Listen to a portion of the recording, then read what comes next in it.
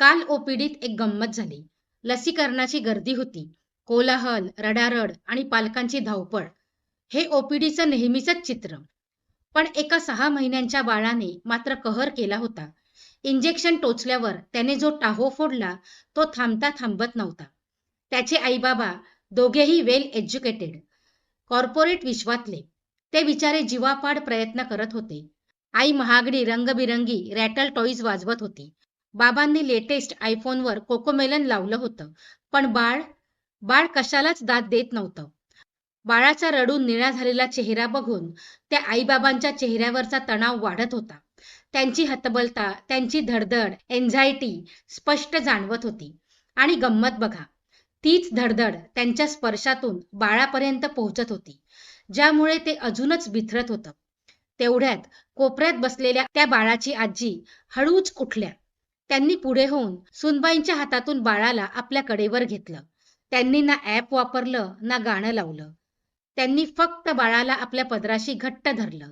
त्यांचा तो सुरकुतलेला पण मायेने उबदार हात बाळाच्या पाठीवरून फिरवला आणि कानात त्या काहीतरी पुटपुटल्या.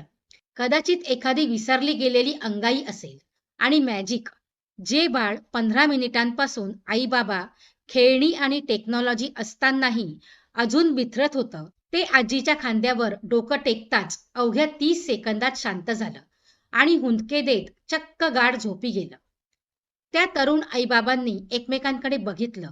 डोळ्यात एकच प्रश्न होता, हे कसं झालं? एक डॉक्टर म्हणून सांगतो, उत्तर साधं आहे. आजी आजोबांच्या स्पर्शात तुमच्यासारखी भीती किंवा एन्झायटी नसते. तिथे असतो एक शांत, ठाम विश्वास. काही नाही रे राजा, सगळं ठीक होईल, मी आहे ना. हा विश्वास गुगलवर नाही मिळत. हे ॲमेझॉनवर ऑर्डर नाही करता येत.